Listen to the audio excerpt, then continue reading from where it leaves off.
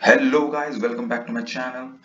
तो आज इस वीडियो में एक नया प्रॉब्लम स्टेटमेंट देखते हैं और इस प्रॉब्लम स्टेटमेंट को सॉल्व करने का तरीका देखेंगे कैसे हम इस सवाल को अप्रोच करेंगे। तो आइए समझते हैं कि एक्चुअल में प्रॉब्लम स्टेटमेंट है क्या। Given an array of n elements that contains elements from 0 to n minus 1 with any of these number appearing any number of times। मतलब कि आपको एक एरे दी गई है, उस एरे की लेंथ n हो सकती है और उस एरे के जो एलिमेंट्स होंगे उसका जो रेंज होगा वो 0 से n माइनस वन तक होगा और उस एरे के अंदर कुछ ऐसे इंटीजर्स होंगे जो कि एक से ज्यादा बार रिपीट हुए। तो आपको ये बताना है कि उस गिवन एरे में वो कौन कौन से नंबर हैं जो एक से ज्यादा बार रिपीट हुए हैं।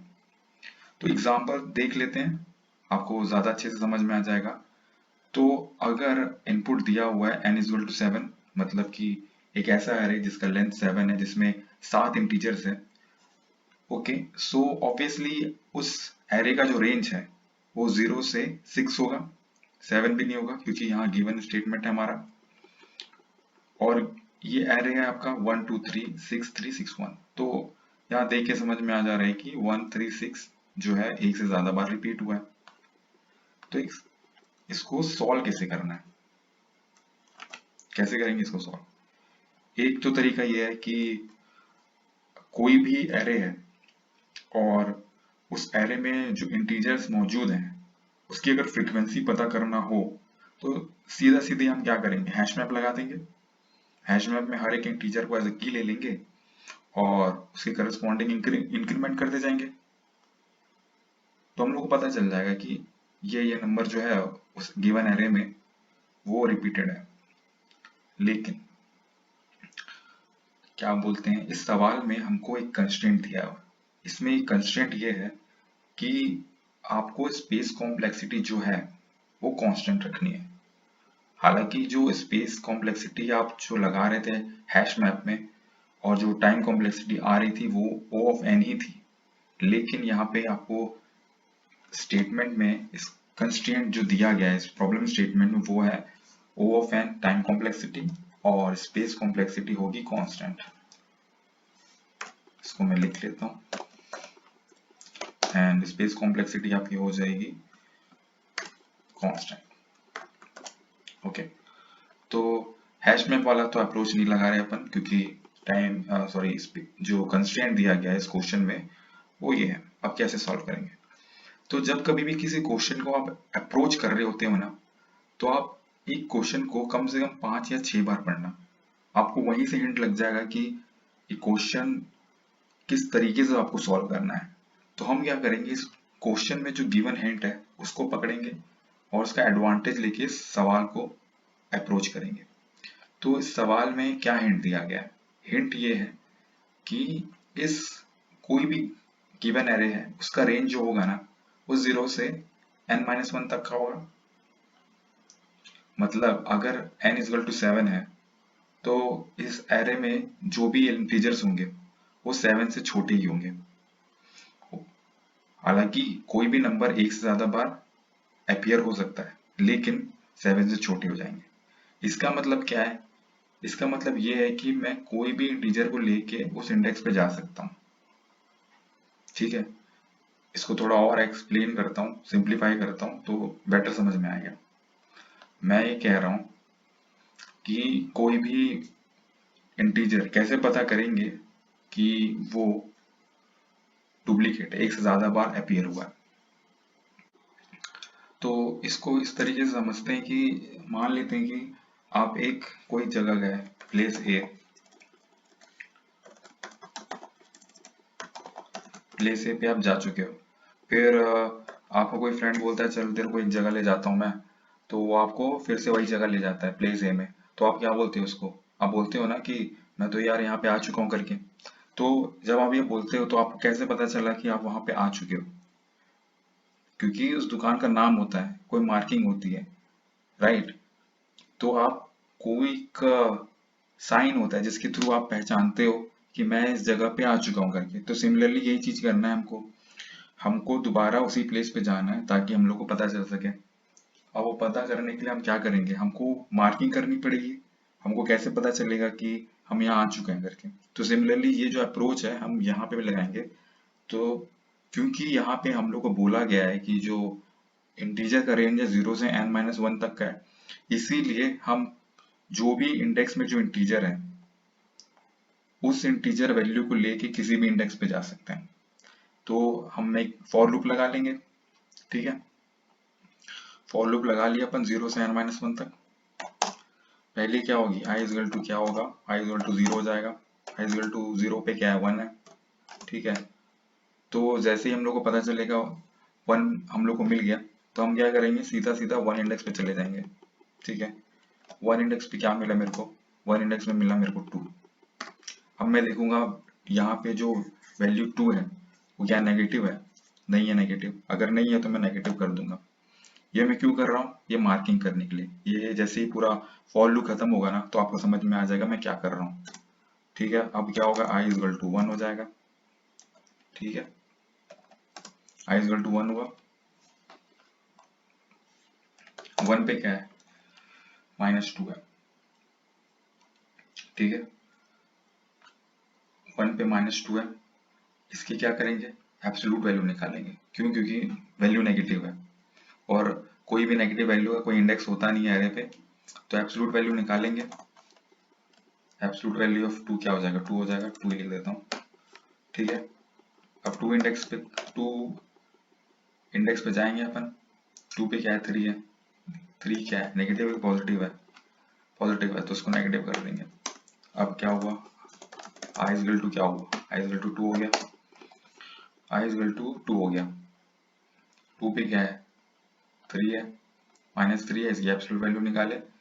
एब्सोल्यूट वैल्यू निकालने के बाद हम इंडेक्स 3 पे चले गए। इंडेक्स 3 पे क्या है, 6 है, पॉजिटिव नेगेटिव है, पॉजिटिव है। जैसे ही पॉजिटिव देखे तुरंत हमने क्या किया, तुरंत हमने उसको नेगेटिव कर दिया, तो 6 भी -6 हो गया। अब क्या किया अपन, i इज इक्वल टू 3 पे आ गए। 3 पे क्या है, 6 है, एब्सोल्यूट वैल्यू निकाले। जैसे ही निकाले एब्सोल्यूट वैल्यू 6 से अपन पहुंच गए इंडेक्स 6 पे, ठीक है। इंडेक्स 6 पे पहुंचे, क्या है वैल्यू, 1 है, नेगेटिव पॉजिटिव है, पॉजिटिव है, ठीक है। जैसे ही पॉजिटिव देखे तुरंत नेगेटिव किया अपन,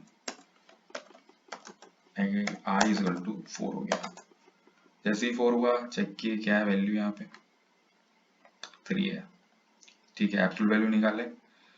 एब्सोल्यूट निकालने के बाद हम इंडेक्स 3 पे चले गए। इंडेक्स 3 पे आए, ठीक है। इंडेक्स 3 पे जैसे आया तो हम देखें यहाँ पे वैल्यू नेगेटिव है।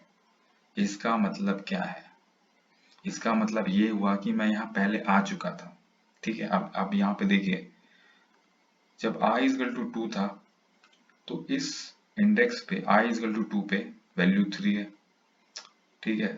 तो मैं यहाँ से इंडेक्स 3 पे गया, चेक किया नेगेटिव था पॉजिटिव था, नेगेटिव कर दिया मैंने। अब जब i इज इक्वल टू 4 हो गया है तो यहाँ पे जो वैल्यू स्टोर है वो 3 है। तो हम फिर से इंडेक्स 3 पे आ गए। यहाँ पे हम चेक किए, यहाँ पे चेक करने के बाद क्या पता चला, i इस पोजीशन पे क्या है, -6 है। इसका मतलब क्या कर रहे हैं हम यहाँ पे, हम हर बार क्या कर रहे हैं, हम इंडेक्स पे जा रहे हैं जो कि स्टोर्ड है यहाँ पे, ओके। i से इटरेट कर रहे हैं और जो भी ith इंडेक्स पे स्टोर है उस वैल्यू को लेके उस इंडेक्स पे जा रहे हैं। इससे मुझे पता चल जाएगा कि मैं यहाँ आया था कि नहीं आया था। पहली बार आऊंगा तो ऑब्वियसली ये पॉजिटिव ही मिलेगा, उसको मैं नेगेटिव कर दूंगा। और जैसे ही दूसरी बार आऊंगा तो मैं देखूंगा कि ये नेगेटिव हो चुका है। सिमिलरली जैसे i इज इक्वल टू, अब जैसे ही 4 आया, 4 से 3 पे गए अपन, 3 से अपन क्या गए, 6, -6 हमको मिल गया। सिमिलरली जैसे ही i इज इक्वल टू 5 हो गया, ठीक है। i इज इक्वल टू 5 हुआ, यहाँ पे वैल्यू क्या है, 6 है। 6 से हम 6 इंडेक्स पे गए। अब ऑलरेडी हम यहाँ पे 6 नहीं विजिट कर चुके हैं जब i इज इक्वल टू 3 था तो, ठीक है। तो यहाँ पे -1 हो चुका है, आप देखिए यहाँ पे। और जैसे ही मैं i इज इक्वल टू 6 पे जाऊंगा यहाँ पे और एब्सोल्यूट वैल्यू निकालूंगा 1 की, तो 1 इंडेक्स पे चला जाऊंगा, ओके। और 1 इंडेक्स पे ऑलरेडी -2 है। तो यहाँ से हम लोग को क्या पता चला, इस प्रॉब्लम को कैसे सॉल्व किया जाए। बेसिकली इस प्रॉब्लम को सॉल्व करने का तरीका ये था कि हम लोग हर बार जो ith इंडेक्स पे जो भी वैल्यू स्टोर है, उस स्टोर्ड वैल्यू का यूज करके हम उसी इंडेक्स पे चले जाएंगे और चेक करेंगे कि यहाँ जो वैल्यू स्टोर्ड है वो नेगेटिव है कि पॉजिटिव है। जैसे ही हमको पॉजिटिव मिलेगा हम नेगेटिव कर देंगे, ठीक है। और जब दूसरी बार हम वहां पे आएंगे तो हम लोग का ऑटोमेटिक पता चल जाएगा कि ये वैल्यू रिपीटेड है। सिंपल। तो चलिए इसको कोड कर लेते हैं।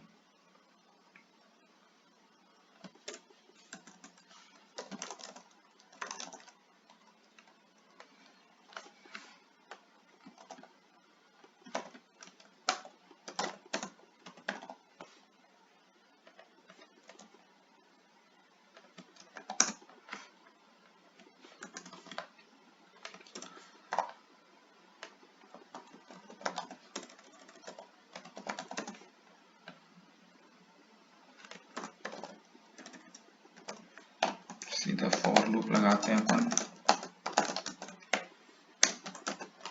ठीक है।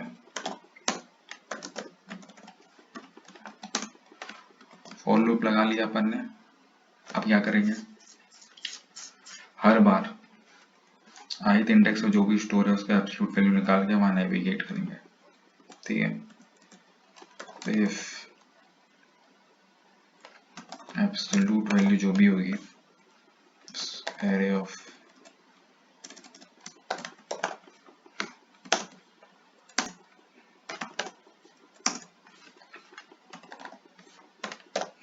I,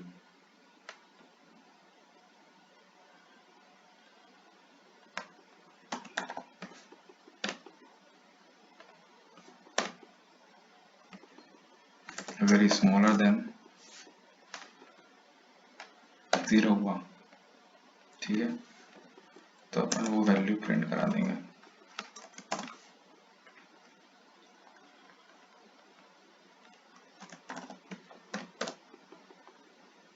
ओके, एल्स हम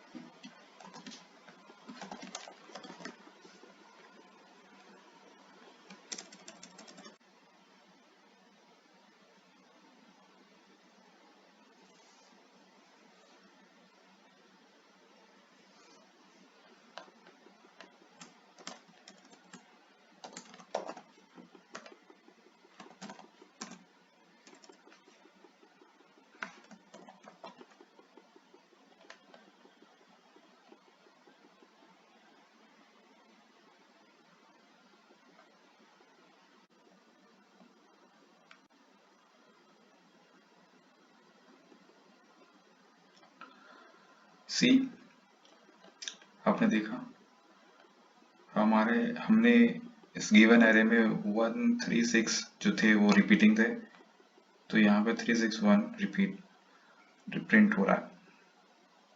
आई होप आपको ये वीडियो समझ में आया होगा, ये प्रॉब्लम स्टेटमेंट किस तरीके से अप्रोच करना है। तो अगर आपको ये वीडियो अच्छा लगा हो तो इसको शेयर करिए, लाइक करिए, सब्सक्राइब करिए मेरे चैनल को।